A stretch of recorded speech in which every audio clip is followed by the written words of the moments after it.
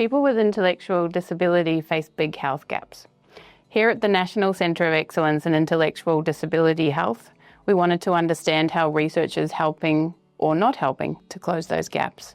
We reviewed all national research funding from 2019 to 2024. We asked who is funding intellectual disability health research, what health problems and research activities are being funded, and how are people with intellectual disability involved in the research.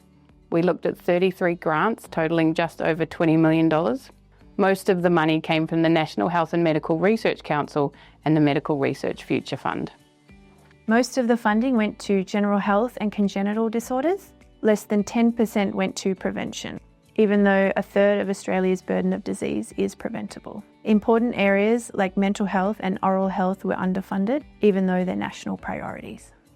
We also looked at the grant guidelines associated with 25 of those abstracts. Here we found an increasing trend of consumer involvement in research. However, there is still room for improvement to ensure people with lived experience are involved throughout the research lifecycle. My name is Lucy, and I'm a Lived Experience Project Officer. I helped make sure this research was done with people with intellectual disabilities, and it was not just about us. We used plain language and worked together to make decisions. I also helped check that the language and ideas were clear for everyone. This way, the research was more real and more useful.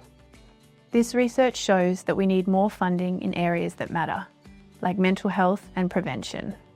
And we need to make sure that people with intellectual disability are involved in every step of the research process. When people with intellectual disability are part of the research, the work is better. It helps make healthcare better for everyone. Let's build a better future for intellectual disability health research.